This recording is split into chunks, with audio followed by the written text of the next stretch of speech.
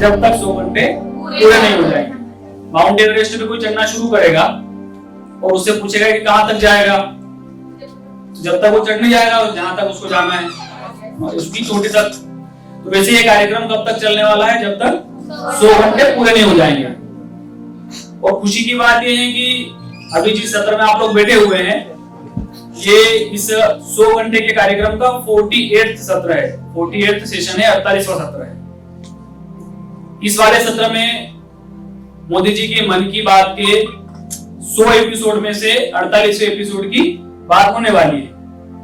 ठीक है, तो जो हमारे इस सेशन के साथ में रहने वाले हैं मुख्य वक्ता डॉक्टर प्रकाश जी बरतुनिया जी को मैं मंच पर आमंत्रित करता हूं कि वो आए और अपना स्थान ग्रहण करें। उनके साथ में इस सत्र की अध्यक्षता करने के लिए श्री हरि सिंह जी को मैं आमंत्रित करता हूं।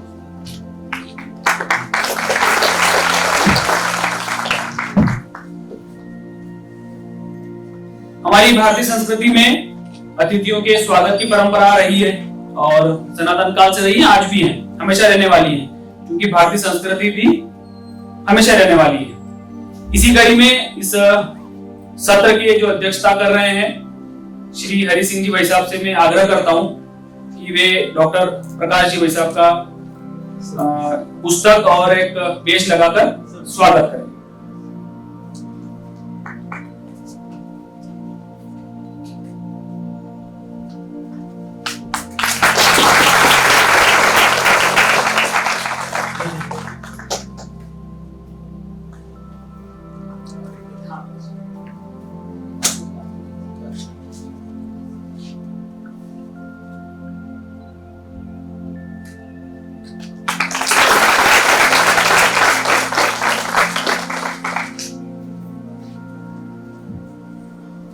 मुख्य वक्ता जी के साथ में जो बैठे हुए हैं उनका मैं परिचय करवा देता हूं।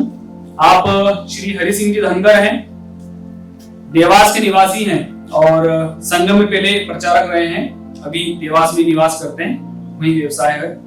और जिनका उद्बोधन हमें प्राप्त होने वाला है, हम सबको प्राप्त होने वाला है, और सवेरे सवेरे की शुभ वेला में जिनका वक्तव्य हम लोग सुनेंगे, ऐसे श्री डॉक्टर प्रकाश जी बरतुनिया हैं, जो कि वर्तमान में कुलाधिपति हैं, चांसलर हैं बाबा साहब अम्बेडकर केंद्रीय विश्वविद्यालय लखनऊ के, और इससे पहले मध्य प्रदेश लोक सेवा आयोग एमपीपीएससी जिसको बोलते हैं, उसके आप सदस्य रहे हैं। और आप मध्य प्रदेश शासकीय पाठ्य पुस्तक की एक स्थायी समिति है, उसके सदस्य भी हैं, अध्यक्ष भी हैं, और भोपाल में आपका निवास है।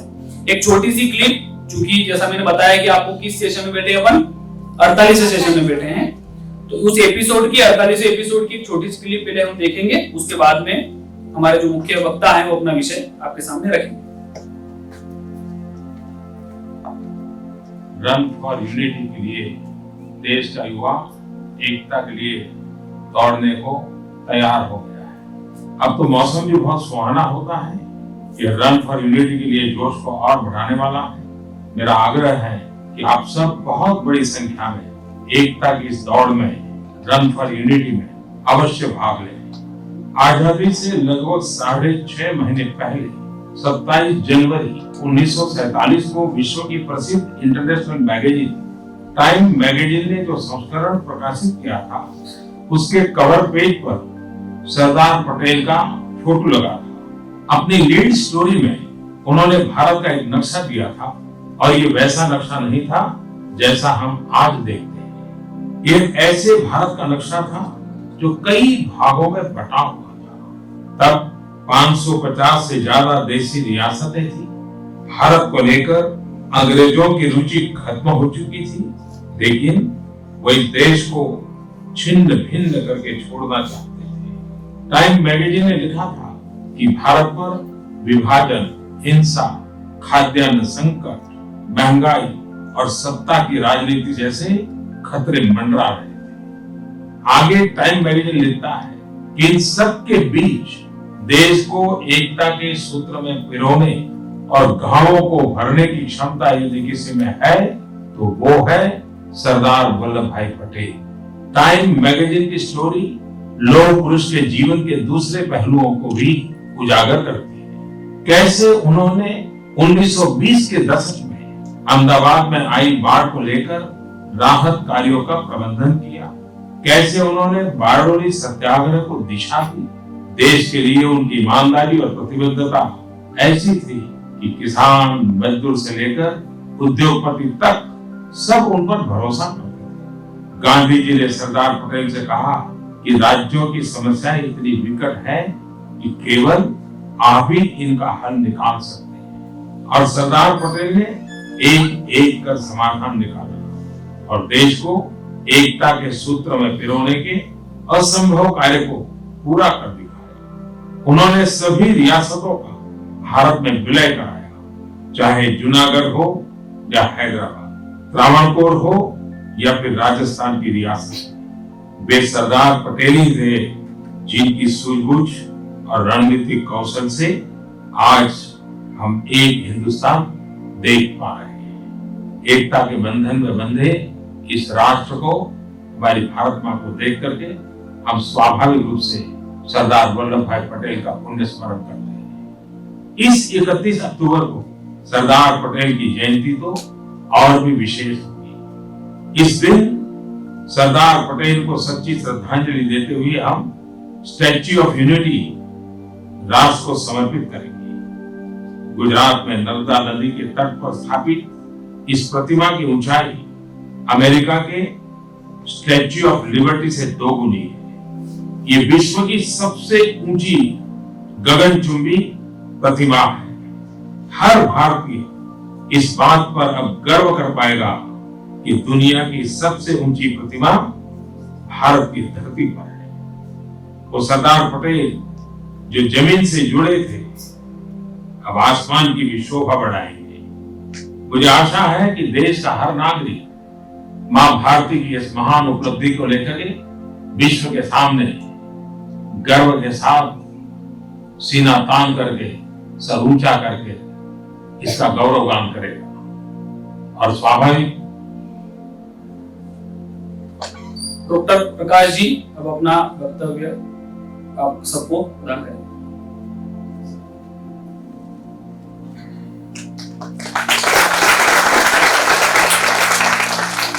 धन्यवाद, संचालक जी को भी धन्यवाद और यहाँ पर विराजमान श्री धनगर जी को भी धन्यवाद और प्रिय बच्चियों और आदरणीय शिक्षिका।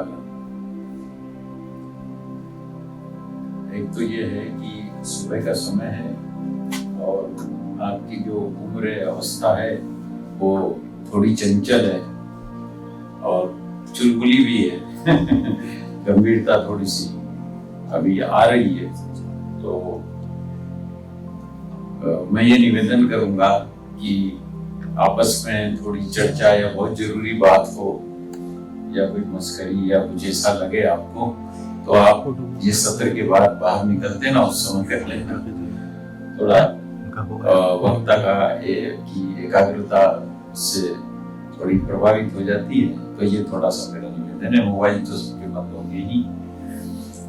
जैसा कि हम जान रहे हैं, चल रहा है पिछले लगातार 1 दिन से, काफी परसों से शाम से शुरू हो गया, दिन रात माननीय हमारे प्रधानमंत्री श्री नरेंद्र भाई दामोदर जी मोदी, इनके जो 103 मन की बात के जो एपिसोड हुए अभी तक, उनका क्रम से सिलसिलेवार उनका उल्लेख, उन पर चर्चा विमर्श और उन्होंने जो महत्वपूर्ण बातें, जो धारणाएं जो हम सबको बताई, उन पर हम एक तरीके का रिवीजन कर रहे हैं और वो चीजें हमारी कोशिश रहती है कि वो सब आप तक, समाज तक, देशवासियों तक पहुंचे।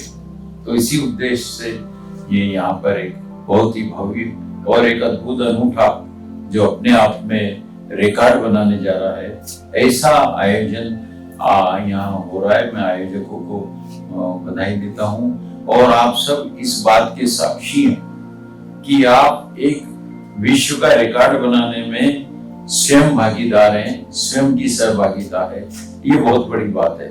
तो उस लिहाज से मैं आपको भी हार्दिक बधाई देता हूं और आशा करता हूं कि आप जो भी चर्चा यहाँ होती है, जो भी बातें यहाँ होती है, जो भी और भी जो अच्छी अच्छी बातें होती है उसको ग्रहण करेंगे और अपने जीवन में उसका पालन करेंगे।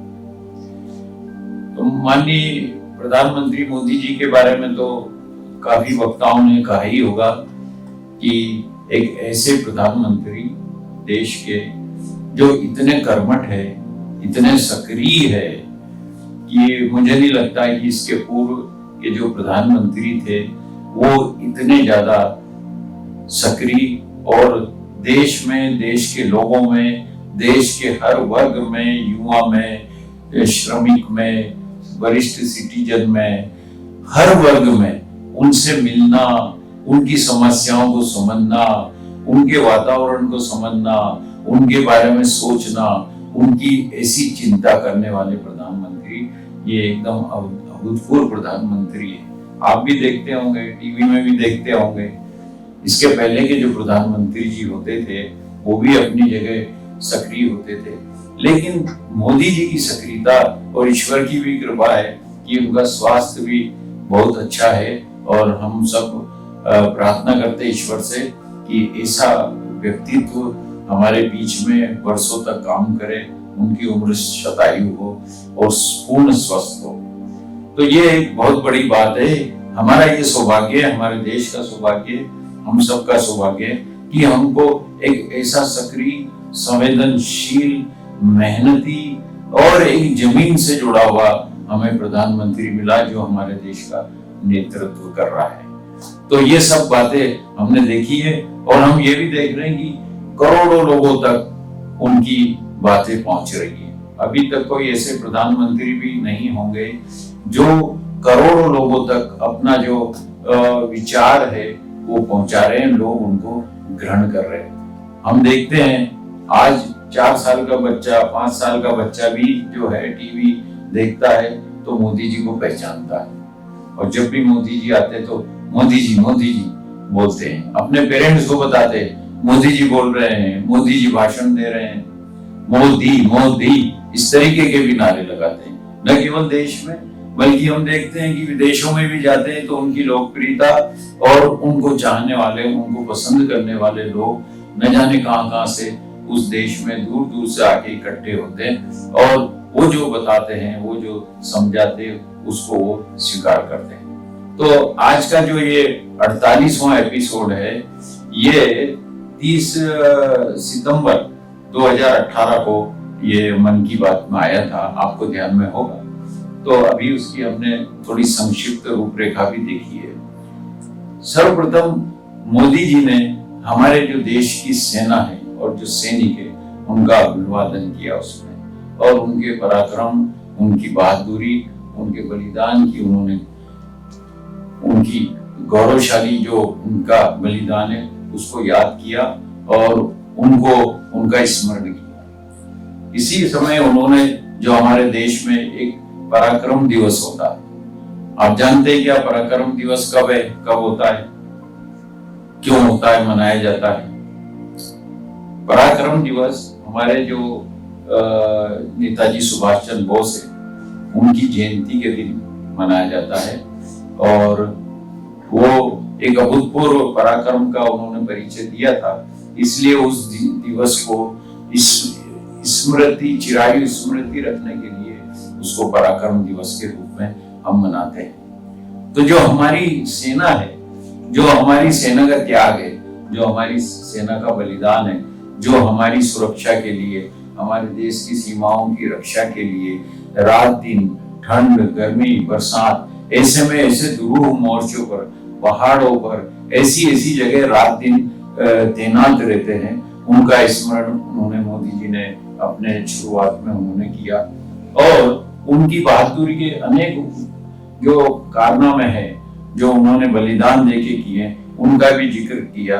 2016 का जो सर्जिकल स्ट्राइक है उसका उन्होंने जिक्र किया। पराक्रम दिवस 25 सितंबर को मनाया जाता है, याद रखिए, नोट कर लीजिए 25 सितंबर। और उसका वो तो मैंने बता ही दिया। तो जो हमारे देश में एक विदेशी ताकतें या खास करके जो पड़ोसी देश है पाकिस्तान, उनकी ओर से आतंकवादी हमले होते थे और आतंकवाद की आड़ में कभी कभी प्रॉक्सी वार बोलते हैं उसको, वो इस प्रकार के युद्ध भी होते थे। लेकिन हमारी सेना ने उनका मुंहतोड़ जवाब दिया, हर समय उनका मुंहतोड़ जवाब दिया। सर्जिकल स्ट्राइक के बारे में आपको शायद ध्यान होगा, कुछ जो भी टीवी में भी काफी उसका चला, तो उसका उन्होंने काफी मुंहतोड़ जवाब दिया। इस तरीके से और भी कई उनके जो हमारे देश की एकता और अखंडता के लिए जो हमारे सैनिक काम करते हैं, उनका भी उन्होंने उल्लेख किया। न केवल विदेशी युद्ध, अब जब विदेशी युद्ध की बात करते हैं तो हमारे देश को का दुर्भाग्य है कि बहुत सारे युद्ध का सामना करना पड़ा, जबकि हम कभी किसी देश के ऊपर आज तक भारत ने कभी हमला नहीं किया, न करेंगे। हमारी सोच ही नहीं है, हमारी दृष्टि में ऐसा नहीं है कि किसी देश की धरती पर कब्जा कर लें या उसका अतिक्रमण कर लें या उस पर हमला कर लें। तो ऐसी हमेशा शांति की नीति रही है, करुणा की नीति रही है और सह अस्तित्व की नीति रही है। हमेशा हम वसुधैव कुटुंबकम को मानने वाले लोग हैं, पूरी सृष्टि को, पूरे विश्व को हम एक परिवार समझने वाले लोग हैं। तो ये सिद्धांत, ये भी अभी आपने देखा होगा कि हमारे माननीय प्रधानमंत्री जी ने इसको जो G20 का एक ध्येय वाक्य बनाया है, ध्यान में होगा आपको G20 का ध्येय वाक्य वसुधैव कुटुंबकम है, कुछ ध्यान में है ये वाक्य बनाया। लेकिन जब हमारे ऊपर कोई हमला करता है, हमारे को कोई आक्रमण करता है, तो हमारी सेना फिर उसका मुंहतोड़ जवाब देती है और देना भी चाहिए। क्यों? ये हमारे देश के आत्मसम्मान और हमारे देश की संप्रभुता का सवाल है। ऐसी संप्रभुता और ऐसे आत्मसम्मान के ऊपर अगर कोई हमला करता है तो हमारी देश की सेना उसको मुंहतोड़ जवाब देती है। इस प्रकार से हमारे देश की सेना हमेशा चौकन्नी रहती है। हमारे देश की वायुसेना का मैं उल्लेख करना चाहूंगा। उस दिन माननीय प्रधानमंत्री मोदी जी ने उसका विस्तार से वर्णन किया और वायुसेना की भूरी भूरी प्रशंसा की, जबकि वायुसेना के बारे में कम उल्लेख होता है। लेकिन हमारी वायुसेना ने बहुत अच्छा काम किया है और ये इसका निर्माण 1893 में हुआ था और शुरू में 6 पायलट और 19 वायु सैनिकों से इसका निर्माण हुआ था। लेकिन आज ये मोदी जी ने उस समय बताया और आज मोदी जी ने ये भी कहा कि आज ये दुनिया की सबसे बड़ी ताकत के रूप में उभर रही है। जो विश्व की वायुसेना है उनमें से एक भारतीय वायुसेना का भी एक स्थान लगातार बढ़ता जा रहा है। तो ऐसी वायुसेना की उन्होंने बात की। और हमारे देश पर जो आक्रमण हुए 1962 में हुआ, तो पहले 1947 में हुआ, जो पाकिस्तान के कबीलाई युद्ध या आक्रमण बोलते हैं, उस समय श्रीनगर को हमारे देश की वायुसेना ने ही बचाया। तो ऐसे आक्रमण 62 में भी हुए, 1965 में आक्रमण हुआ हमारे ऊपर, फिर 1971 में आक्रमण हुआ हमारे ऊपर, और एक कारगिल का 1999 में जो अभी आपने देखा होगा जुलाई में 26 जुलाई कारगिल दिवस विजय दिवस के रूप में मनाते हैं, तो उसमें हमारे ऊपर आक्रमण हुए। तो ऐसे लगातार युद्ध हुए और विदेशों ने, खास करके हमारे पड़ोसी चीन ने हमारे ऊपर 1962 में आक्रमण किया। तो ऐसे जो आक्रमण हुए उसमें हमारी वायुसेना ने बहुत ही बहादुरी का, पराक्रम का, वीरता का काम किया और दुश्मन को उन्होंने मुंह तोड़ जवाब दिया और दुश्मन को उन्होंने परास्त किया। ऐसे और भी कई युद्ध है। कारगिल युद्ध का मैं थोड़ा सा उल्लेख करना चाहूंगा। जैसा कि माननीय मोदी जी ने भी बताया था कि कारगिल दुनिया की सबसे कठिन लड़ाई थी। उसमें एक तरफ तो हमारे तत्कालीन प्रधानमंत्री माननीय अटल बिहारी वाजपेयी जी सौहार्दतापूर्ण वातावरण में एक दोस्ती की, मित्रता की, भाईचारे की पहल कर रहे थे और वो अपनी पहल को बस के द्वारा पाकिस्तान यात्रा कर रहे थे। और दूसरी तरफ उस समय पाकिस्तान के जो सेना अध्यक्ष थे मुशर्रफ, वो छल से, धोखे से कारगिल के चौकियों के ऊपर अपनी सेना का जमाव कर रहे थे। और यही नहीं, उन्होंने वहां पक्के निर्माण बंकर बना लिए थे और बहुत ऊंचाई पे। और ऐसी परिस्थिति हो गई थी कि सारी अनुकूलताएं पाकिस्तान की थी और भारत के खिलाफ सारी प्रतिकूलताएं थी। कोई भी चीज भारत के पक्ष में नहीं थी। वो लड़ाई दुनिया में कोई देश नहीं जीत सकता जो लड़ाई हमारे वीर सैनिकों ने जीती है। वो इतने ऊपर से हमले कर रहे थे और ये नीचे से उनको जवाब दे रहे थे, लेकिन ऐसी कठिन लड़ाई हमारे सैनिकों ने जीती और उसको परास्त किया। उसमें हालांकि हमारे बहुत सारे जवान अधिकारी शहीद हुए। आप जानते हैं कि जो परमवीर चक्र के बारे में जानते हैं, तो भारत में कितने लोगों को परमवीर चक्र मिला? 25 लोगों को परमवीर चक्र मिला है। इसकी एक पुस्तक हमारे जो आयोजक है राघवेंद्र शर्मा जी, उनकी पुस्तक भी आई है। और उन 25 परमवीर चक्र विजेताओं में सभी तरह के सैनिक है, ग्रेनेडियर है, ब्रिगेडियर है, कर्नल है, इस प्रकार के सभी के। और आपको हर्ष होगा और आपको गर्व होगा कि वो जो 25 परमवीर चक्र विजेता है, जिन्होंने एक तो परमवीर चक्र विजेता मरणोपरांत ही दिया जाता है, ये भी ध्यान रखिए। केवल उसमें एक परमवीर चक्र विजेता ऐसे हैं जो आज हमारे बीच में जीवित है और बिल्कुल स्वस्थ है, उनका उल्लेख करूंगा मैं। तो मध्य प्रदेश पाठ्य पुस्तक के हम काम देख रहे हैं, तो हमने जो परमवीर चक्र विजेताओं में पहले परमवीर चक्र विजेता थे सोमनाथ शर्मा, उनको यहाँ स्कूल के पाठ्यक्रमों में शामिल करने का निर्णय लिया है, क्योंकि उनके पराक्रम से, उनके बलिदान से हमारे जो भावी पीढ़ी है, हमारे जो बच्चे हैं, उनको पता चलना चाहिए। तो ऐसे उनका हमने मध्य प्रदेश में उसका सम्मिलित किया। एकमात्र जीवित जो परमवीर चक्र विजेता थे, उनका नाम है ग्रेनेडियर योगेंद्र सिंह यादव। उनसे हमारी भेंट भी हुई थी, राघवेंद्र शर्मा जी के घर ही हमारा डिनर था। उसमें अभी जून महीने की बात है। उनको देख के अंदाजा नहीं लगता है कि ये व्यक्ति इतना पराक्रम किया और इतनी ऐसी गंभीर परिस्थिति में आज हमारे बीच में स्वस्थ है। 1971 के युद्ध में एक मोर्चे पर उनके सीने में 18 गोलियां लगी। 18 गोली, कितनी गोली? 18। और 18 गोली के बाद आप समझ सकते कि इंसान क्या बच सकता है, लेकिन उनकी जिजीविषा, उनका जुनून, उनकी इच्छा शक्ति, मात्र भक्ति के जो हमारी भारत माता है, उनके प्रति उनकी श्रद्धा, और ये सब इतनी मजबूत थी, इच्छा शक्ति इतनी प्रबल थी कि वो उससे बच निकले और आज भी हमारे बीच में है और स्वस्थ है एकदम। तो ऐसे जो पराक्रम है, ऐसी जो बातें हैं, उनको मोदी जी ने हमेशा सामने लाए, उनके बलिदान सामने लाए, उनकी कई चीजें सामने लाई। मोदी जी ने यह भी कहा कि हमारी सेनाएं न केवल विश्व स्तर पर या जो विदेशी आक्रमण होते तभी सक्रिय होती है, ऐसा नहीं है। उनको तो परास्त करती विदेशी आक्रमणों को, लेकिन हमारी सेनाएं जो है वो आंतरिक आपदाएं, विपदाएं जब आती है, बाढ़ आता है, बवंडर आता है, कहीं दुर्घटनाएं हो जाती है और कहीं और इस प्रकार के जो भूकंप आते हैं, तो ऐसी आपदाओं में, ऐसी विपदाओं में भी हमारी सेनाएं बचाव कार्य में हमेशा आगे रहती है, कई नागरिकों को बचाती है, उनकी जान बचाती है।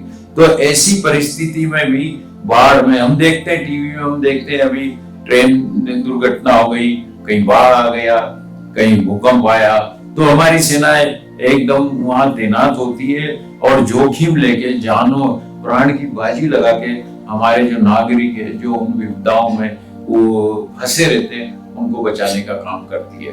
तो मोदी जी ने भारतीय सैनिक और भारतीय सेना का उन्होंने बहुत हर एपिसोड में वो उल्लेख करते, कई चीजें हम सिलसिलेवार आपको बताते जाएंगे कि वो किन किन बातों को महत्व देते हैं। नारी शक्ति के बारे में आप अभी बच्चियां हैं छोटी छोटी, आपको मालूम पड़ेगा कि हमारे देश में मिलिट्री में, वायुसेना में बच्चियों का प्रवेश नहीं होता था। ये मोदी जी की ही एक पहल है कि उन्होंने एक ऐसा वातावरण और ऐसा प्रोत्साहन लड़कियों को दिया कि लड़कियां जो है आज मिलिट्री में बड़ी बड़ी पोस्ट पे है और वायुसेना में पायलट है लड़कियां। और आपको ये भी गर्व होगा कि वायुसेना की पहली पायलट भी मध्य प्रदेश की रीवा की एक लड़की है। तो ये मोदी जी की सोच के कारण आज ये बहुत सामान्य बात हो गई कि आज हम देखते हैं 26 जनवरी को जब हम परेड देखते हैं दिल्ली में गणतंत्र दिवस पर, तो हम इंतजार करते हैं। मोदी जी ने बताया कि ये जो हमारी जो वायुसेना का जो पास्ट होता है, जो वहां से जो गुजरती है, वो इतना सुंदर होता है और उसको देखने के लिए लोग प्रतीक्षा करते हैं। तो ऐसी जो नारी शक्ति है उसको ऐसी जगह स्थान देना, और ये जो हम जेंडर इक्वलिटी शब्द आता है ना, लैंगिक समानता, उसके ऊपर उन्होंने चिंता की। और जिन क्षेत्रों में जहां पर नारी शक्ति नहीं थी, जहां लड़कियों को नहीं लिया जाता था, ये कहा जाता था कि ये काम उनके बस का नहीं है, मोर्चे पे लड़ाई लड़ना नारी शक्ति के बस का नहीं है, लड़कियों के बस का नहीं है, हवाई जहाज पे बम गिराना लड़कियों के बस का नहीं है। लेकिन इन सब बातों को पीछे छोड़ते हुए हमारे प्रधानमंत्री माननीय नरेंद्र मोदी जी ने उन बच्चियों को आह्वान किया, और वो बच्चे अभी बहुत अच्छी स्थिति में है और बड़ी संख्या में हमारी सेना में और वायु सेना में अपने अपने वीरता का, अपने कारनामों का लोहा पूरे देश को मनवा रही है। तो ऐसे हमारे प्रधानमंत्री जिन्होंने ऐसे ऐसे क्षेत्र चुने हैं जहां पर अभी तक कई हमारी नारी शक्ति नहीं पहुंची थी, उनमें उन्होंने नारी शक्ति को पहुंचाया। आप बाद में पूछ लेना अगर कुछ पूछना है तो। उन्हें हमारी नेवी के बारे में भी उन्होंने बताया कि हमारी जो नेवी है वो कितनी मजबूत है, हमारी जल सेना कितनी मजबूत है, उसका भी उन्होंने उल्लेख किया। उस समय उन्होंने एक अभिलाष टामी नाम के एक व्यक्ति का उल्लेख किया, जो एक अभिलाष टामी इतना एक वीर पुरुष था जो एक छोटी सी नाव में पूरी समुद्र में चला गया और पूरी दुनिया का चक्कर लगाने लगा, और एक बहुत बड़ी रेस होती पूरी दुनिया की, उसमें उसने भाग लिया। और दुर्भाग्य से उसमें तूफान के कारण उसकी नाव डगमगा गई और वो लापता हो गया। जब मोदी जी को पता चला तो मोदी जी ने उसको ढूंढवाया, और वो बहादुर अभिलाष टामी लगभग 80 घंटे तक भूखा प्यासा संघर्ष करता रहा और अंत में उसको बचा लिया गया। और मोदी जी ने स्वयं उससे बात की, उससे फोन से बात करके उसको हिम्मत दी। और वो अभिलाष टामी ने फिर कहा मोदी जी से कि मैं दोबारा भी ऐसी यात्रा पे फिर जाऊंगा। ये उसकी जिजीविषा और ये इसकी वीरता का उन्होंने सबूत दिया। तो इस प्रकार से उन्होंने, मोदी जी ने जितने भी ऐसे संवेदनशील विषय होते हैं उनमें वो अपनी ओर से पहल करते हैं। आप देखते हैं कि जब कोई खिलाड़ी गोल्ड मेडल या कोई मेडल कोई लड़की लेके आती है, बच्ची जीत के आती है, तो वो उससे बात करते हैं, मिलते भी हैं।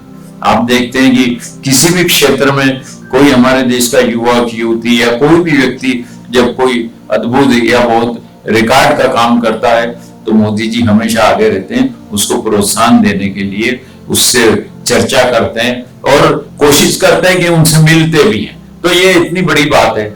फिर मोदी जी, हमारे जो महात्मा गांधी जी है, उनका भी उन्होंने 48वें जो एपिसोड है उसमें विस्तार से वर्णन किया और गांधी जी के बारे में बताया, उनके सिद्धांत के बारे में बताया। गांधी जी शांति, करुणा और अहिंसा ये सब के पुजारी थे, हम अच्छी तरह जानते हैं।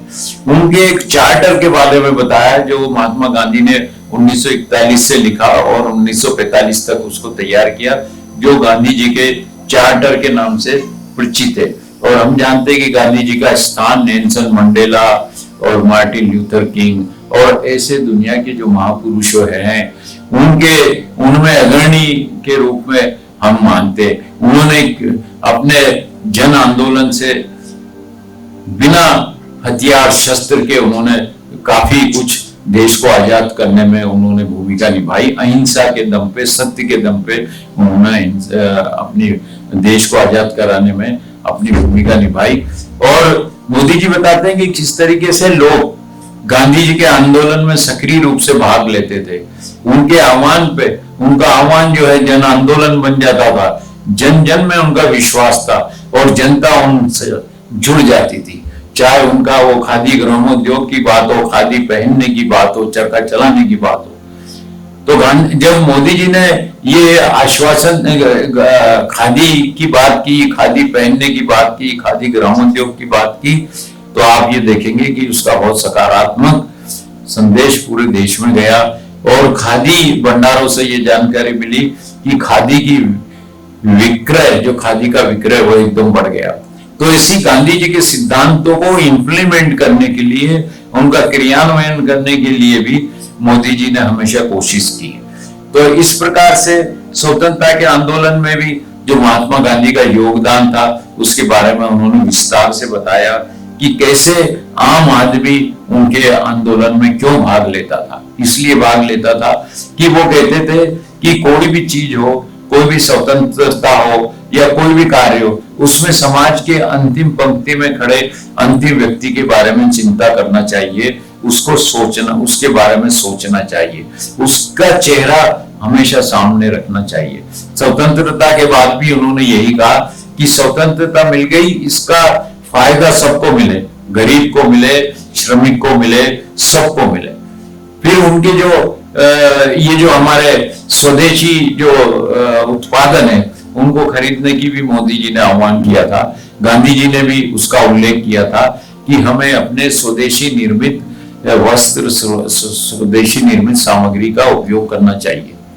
तो उनके इस आह्वान से उन्होंने ये कहा था कि कोई भी सामान खरीदना हो तो स्वदेशी खरीदो, तो उससे हमारे देश के लोगों को, श्रमिकों को, उनको रोजगार मिलेगा, उनको व्यापारियों को, उसके निर्माता को, उत्पादनकर्ता को, इन सबको उससे फायदा होगा। इसलिए हम विदेशी सामान को छोड़ते हुए हम अपने देश के बनी हुई सामग्री, देश की चीजों को खरीदे, स्वदेशी चीजों को खरीदे। एक सफाई की बात है, हम सब जानते हैं कि गांधी जी भी सफाई में बहुत रुचि रखते थे। उन्होंने खुद ने हरिजन बस्तियों में जाके उनका मेला साफ किया। तो सफाई को माननीय मोदी जी ने गांधी जी का एक आइकॉन बनाया। हम जानते हैं कि हमारे देश में जो स्वच्छता अभियान है वो कब से शुरू हुआ है, बताएंगे? 2 अक्टूबर 1914 से, 2014 से, माफी चाहता हूं, 2 अक्टूबर। तो 2 अक्टूबर को क्या है? उस दिन से अपने देश में स्वच्छता अभियान का प्रारंभ किया। उसका आइकॉन भी, उनका जो प्रतीक चिन्ह है, उनका चश्मा है, आपने देखा होगा। तो ये जो स्वच्छता अभियान है ये गांधी जी की स्मृति में उन्होंने किया और ये पूरी दुनिया में मोदी जी के द्वारा शुरू किया हुआ एक अनोखा अभियान था। कोई विश्वास ही नहीं करता था।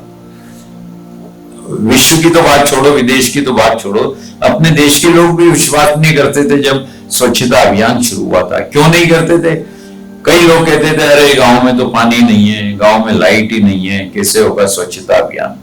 लेकिन इनकी इच्छा शक्ति थी और दृढ़ संकल्प था कि आज स्वच्छता अभियान इतना सफल रहा। ये इसके पहले ये लोगों में जागरूकता ही नहीं थी, ये विचार ही नहीं होता था कि स्वच्छता कोई चीज होती है। और आप एक चीज सुन के आपको गर्व होगा कि आज मध्य प्रदेश, पूरे हिंदुस्तान में मध्य प्रदेश की जो व्यापारिक नगरी इंदौर, वो क्लीनेस्ट सिटी ऑफ इंडिया है ना, 6-7 बार लगातार। यानी ये मोदी जी के ही कारण हुआ। उन्होंने जो अभियान छेड़ा उसमें लोगों को ये पता चला कि स्वच्छता बहुत जरूरी है। हम जो है, हमारी प्रवृत्ति ऐसी थी कि हम अपना कचरा पड़ोसी के घर के सामने डाल देते थे। अभी भी ऐसी है, अपने घर में सफाई करते हैं लेकिन सार्वजनिक स्थल पर कभी सोचते नहीं कि वहां चौराहे पे कितना कूड़ा करकट है ना। जैसे मिलिट्री की, सेना की बात आई थी, सेना में भी कई लोग ये सोचते हैं कि सेना में जाना चाहिए लेकिन हमारे पड़ोसी का बेटा जाना चाहिए, हमारा बेटा नहीं जाना चाहिए। तो ऐसी भावना हमारे सामने थी। लेकिन मोदी जी ने इस अभियान को जन जन का अभियान बनाया और इसलिए ये स्वच्छता अभियान सफल रहा।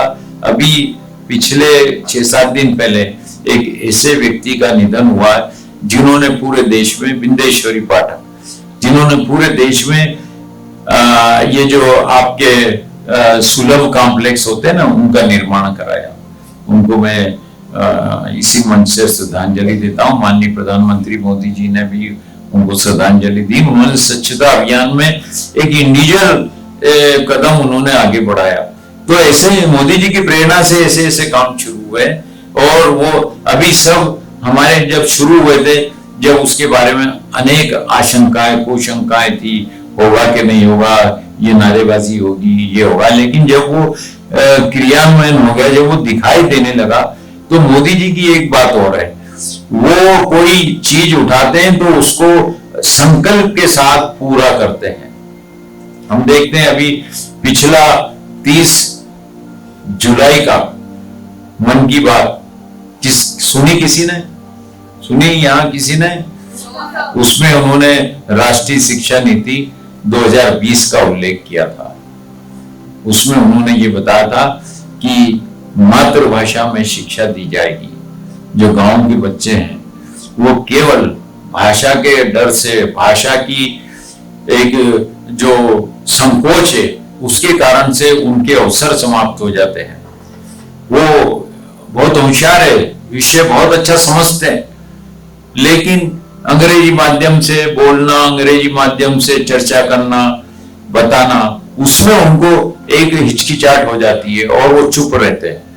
तो ये ऐसी स्थिति नहीं हो और केवल भाषा के कारण कोई बहुत बड़ी प्रतिभा के साथ अन्याय नहीं हो, किसी प्रतिभा को अवसर नहीं चला जाए, इस पे ध्यान देते हुए हमारी जो प्राथमिक शिक्षा है उसमें मातृभाषाओं में शिक्षा देने की राष्ट्रीय शिक्षा जो नीति है 2020 उसमें योजना है। इसका अभी मोदी जी ने 30 जुलाई को इसका विस्तार से उल्लेख भी किया था।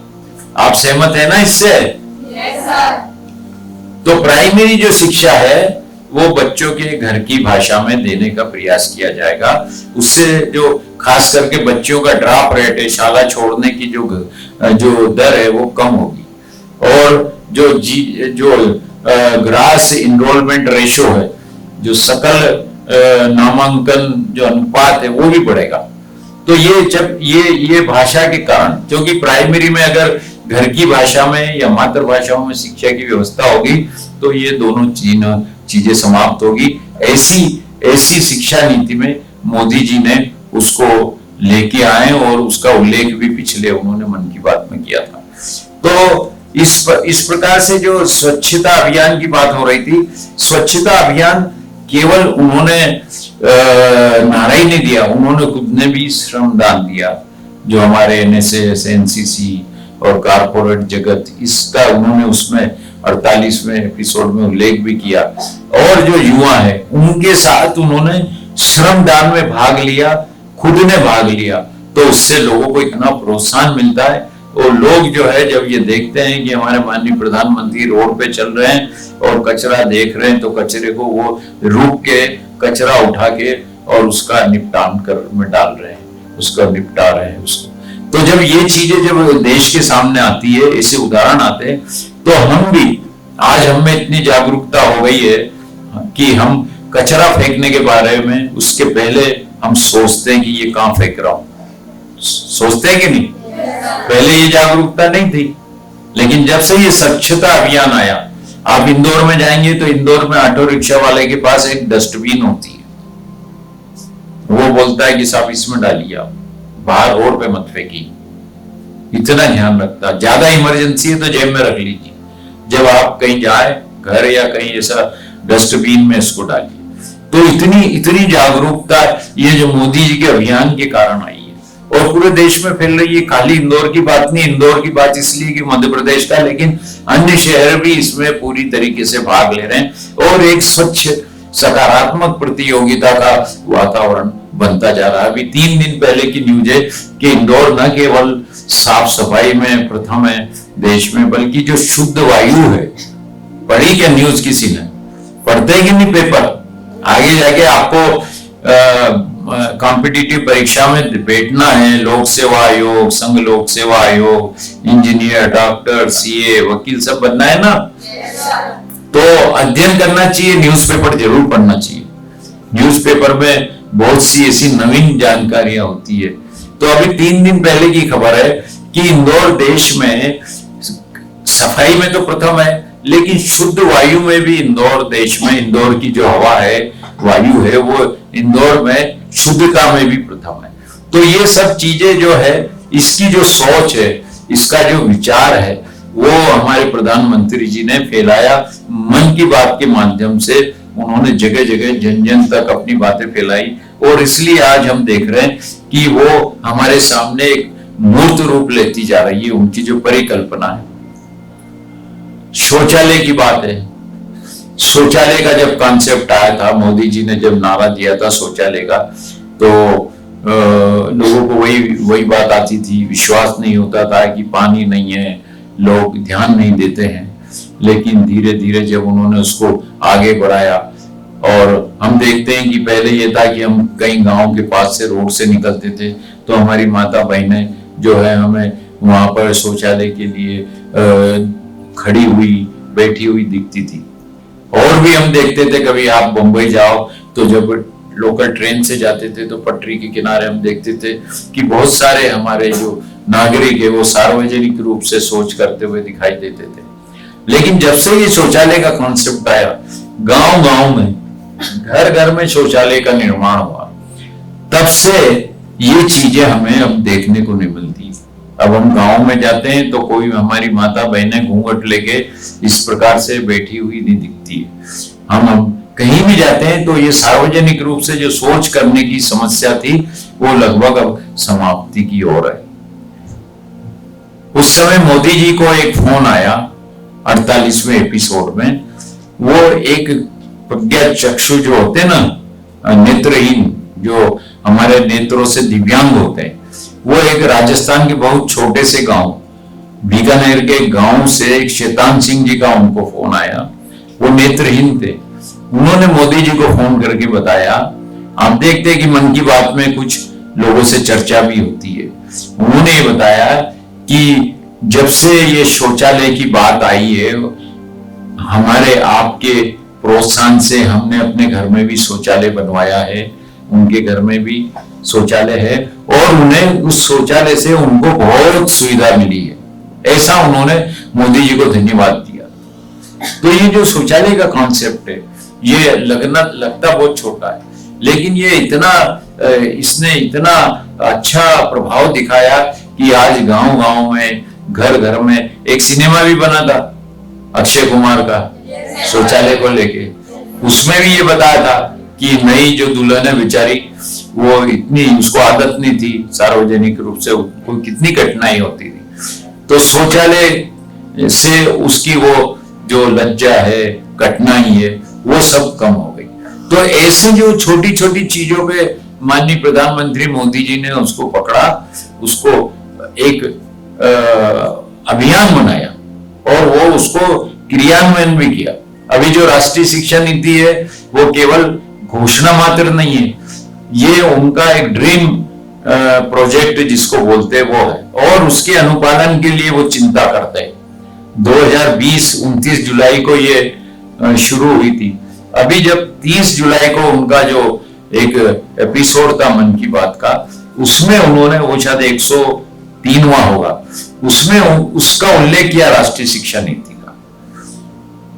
तो ऐसी जो राष्ट्रीय शिक्षा जो नीतियां जब बनाते हैं वो, तो केवल नारा देके नहीं छोड़ देते, उसको लागू करने, उसको क्रियान्वित करने के लिए दृढ़ संकल्प के साथ सामूहिक अभियान के रूप में उसको ले जाते हैं और उसको अंजाम देते, अंतिम परिणाम तक उसको ले जाने का प्रयास करते हैं। तो ऐसी उन्होंने उस समय अक्टूबर में एक उसका भी उल्लेख किया, महात्मा गांधी अंतरराष्ट्रीय स्वच्छता सम्मेलन, जो उन्होंने अक्टूबर 2018 में किया था। उनकी 150वीं महात्मा गांधी की जो जन्म शताब्दी थी, उसके उपलक्ष्य में वो अंतरराष्ट्रीय सम्मेलन था। उसमें दुनिया के बहुत बड़े बड़े विशेषज्ञ और बड़े बड़े विद्वानों ने उसमें भाग लिया था। फिर उन्होंने उस एपिसोड में 48वें एपिसोड में मानव अधिकारों की बात की। उन्होंने ये बताया कि हमारे देश में 1993 से 12/10/1993 से NHRC का गठन हुआ, नेशनल ह्यूमन राइट कमीशन, ऐसे आयोग का कमीशन गठन हुआ। और वो आयोग जो है वो मानव अधिकारों की चिंता करता है। उन्होंने इसमें माननीय मोदी जी ने अटल बिहारी जी का ये उल्लेख किया कि अटल बिहारी जी ने ये कहा है कि हमारे यहाँ मानव अधिकार का जो परिकल्पना है वो आज से नहीं, वो बहुत शुरू से ही है। उन्होंने सर्वे संतु निरामय, वो सर्वे भवन्तु सुखिनः सर्वे संतु निरामय की बात की कि उसमें जो है मानव अधिकारों की बात है। तो जैसा मैंने बताया कि मोदी जी ने अभी G20 का नारा वसुधैव कुटुंबकम का दिया, ऐसे उन्होंने अटल जी का उल्लेख किया कि हमारे यहाँ मानव अधिकारों की चिंता की गई है, लेकिन फिर भी ये आयोग उसकी ओर चिंता कर रहा है और उसके दुरुपयोग के बारे में भी ये मानव अधिकार आयोग उसकी भी चिंता कर रहा है। उसके लिए भी वो अच्छा काम कर रहा है कि उसका दुरुपयोग भी नहीं हो। नहीं तो कई बार होता है कि मानव अधिकारों का दुरुपयोग भी होता है, तो उसकी चिंता की। और राष्ट्रीय जो मानव आयोग है, नेशनल राइट जो ह्यूमन राइट कमीशन है, उसके साथ ही हमारे 26 राज्यों में भी ऐसे मानव अधिकार आयोगों की कल्पना चल रही है और वो अच्छा काम भी कर रहे हैं। एक बात और है कि जब जो एपिसोड होता है उनका मन की बात का, तो उसके आसपास के जो महीने होते हैं, जो दिन होते हैं, उनमें जो हमारे देश के महापुरुषों की जयंतियां होती है, उनकी पुण्यतिथियां होती है, उसका उल्लेख वो बड़े सम्मान के साथ करते हैं। ऐसे जो अवसर है जिसमें हमारे देश के लिए जिन्होंने अपना बलिदान दिया, कहीं ना कहीं किसी न किसी रूप से अपने जीवन का समर्पण किया, ऐसे महान लोगों को वो उनका स्मरण करना मन की बात में कभी नहीं भूलते हैं। उस 48वें जो उनका जो श्रृंखला थी, उसमें उन्होंने हमारे जो जयप्रकाश नारायण है उनकी जयंती का उल्लेख किया। और यही नहीं, हमारी जो राजमाता सिंधिया है उनकी जन्म शताब्दी का भी उन्होंने उल्लेख किया। तो ऐसे जो लोग जो मुख्य धारा में जिनका विस्मरण हो जाता है, जिनको किन्हीं कारणों से भुला दिया जाता, भूल जाते हैं उनको, ऐसे लोगों को भी उनके जो योगदान है उनको स्मरण करने के लिए, उनकी पुण्य स्मृति के लिए माननीय प्रधानमंत्री मोदी जी हर मन की बात में उनका उल्लेख करते और उनका स्मरण करते हैं। तो सरदार पटेल की भी जयंती थी। आप जानते हैं कि 31 अक्टूबर अभी आएगा, वो सरदार पटेल जी की जयंती है। तो सरदार पटेल जी की जयंती का भी उन्होंने विशेष रूप से उल्लेख किया। अभी आपने देखा कि उन्होंने उनकी जो स्टेचू का उल्लेख किया, अभी जो आपने संक्षिप्त वो 48वें श्रृंखला का हमने अभी सबने देखा, तो सरदार पटेल जी का उन्होंने उल्लेख किया और उन्होंने जो उनके जो आंदोलन है, बारडोली आंदोलन का उन्होंने उल्लेख किया। और सबसे बड़ा योगदान उनका ये था, उसके लिए उन्होंने माननीय मोदी जी ने उल्लेख किया कि उन्होंने राष्ट्र को पूरे एकता के सूत्र में बांधने के लिए पूरा जीवन समर्पित कर दिया सरदार वल्लभ भाई पटेल ने। ऐसे महापुरुष थे। उन्होंने हमारे देश की जो अलग अलग रियासतें होती थी, कोई नवाब हैदराबाद, कोई नवाब भोपाल, कोई कहाँ के, कोई जम्मू कश्मीर, कोई और भी बहुत सारी जूनागढ़, कई रियासतें थी। तो ऐसी राजा महाराजा नवाब ये सब थे। ऐसी 562 रियासतों को भारत में विलय करने के लिए और राष्ट्र की एकता मजबूत करने के लिए उन्होंने एक बहुत ही क्रांतिकारी कदम उठाया और उनको एक करा। तो ऐसे महापुरुष, उनकी जयंती का उल्लेख उन्होंने किया। और उसमें जो उनकी जयंती पे जो दौड़ हुई थी, आपने देखा था ना, अभी उसमें एक दौड़ का आयोजन का उन्होंने उल्लेख किया। तो ये जो एक दौड़ हुई थी, उस दौड़ का भी उन्होंने सरदार वल्लभ भाई पटेल की जयंती के ऊपर विशेष रूप से उस दौड़ में भाग लेने का उन्होंने आह्वान किया और वो जो रन फॉर यूनिटी उसका नाम दिया था, उसमें अनेक लोगों ने सामूहिक रूप से भाग लिया, लड़के ने, लड़कियों ने, सबने उसमें भाग लिया। तो ऐसे सरदार वल्लभ भाई पटेल की जयंती का भी उन्होंने उल्लेख किया।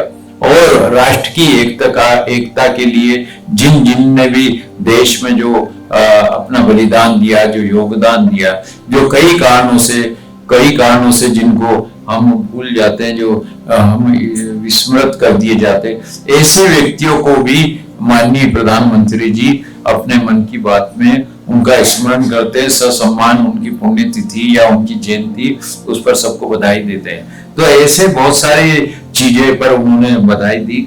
और अंत में उन्होंने जो नवरात्रि, दुर्गा पूजा, विजयादशमी जो त्योहार आ रहे थे 2018 में, क्योंकि ये तो 2018 में सितंबर की बात है, 30 सितंबर 2018 की बात है। तो उसके बाद सितंबर के बाद जो आगामी जो त्योहार आ रहे थे, उनकी भी माननीय मोदी जी ने देशवासियों को हार्दिक बधाई दी और शुभकामनाएं दी। तो इस प्रकार से उन्होंने जो अपना 48वां जो एपिसोड है, उन्होंने देशवासियों को संबोधित किया। और मैंने शुरू में भी बताया कि हर वर्ग के, यानी कोई ऐसा अछूता नहीं होगा कि जिसकी समस्याएं, जिसकी सोच, जिसके बारे में चिंता नहीं करते हो और वो बताते नहीं हो। तो इस प्रकार से देश के, समाज के सब वर्गों की चिंता करते, सब वर्गों के बारे में सोचते, उनके हितों की चिंता करते, उनके उद्धार की, उत्थान की, सुधार की, सबकी चिंता वो करते। और एक एक एपिसोड में एक एक चीज को वो इतनी बारीकी से, गहराई से हमारे सामने रखते हैं, चर्चा करते हैं। तो उससे हम सब लाभान्वित होते हैं और आशा करते हैं कि हमारे माननीय प्रधानमंत्री जी का ये जो क्रम है, ये जो श्रृंखला है, ये लगातार चलती रहेगी। और देश की समस्याएं जो है उनका हल भी वो बताते रहेंगे। और हम सब भी उनके आंदोलनों में, उनके अभियानों में अपनी ओर से भाग लेंगे और उनकी बातों को बहुत गंभीरता से न केवल ग्रहण करेंगे, बल्कि उस पे उनका पालन करने के लिए भी अपनी ओर से कोशिश करेंगे। बस इतना ही कहकर मैं अपनी वाणी को विराम देता हूं। आप लोगों ने जो शांति के साथ सुना, उसके लिए आप सबको बहुत बहुत धन्यवाद।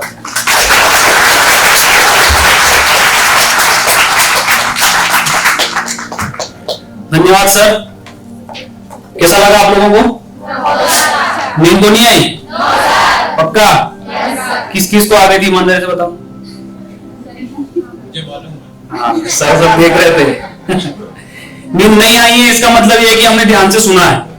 और अगर नींद आई है इसका मतलब ध्यान से नहीं सुना, नींद आने के बाद कौन सा ध्यान? चलिए, अभी आप सब लोग अपनी जगह खड़े हो जाएंगे, हम एक संकल्प लेंगे।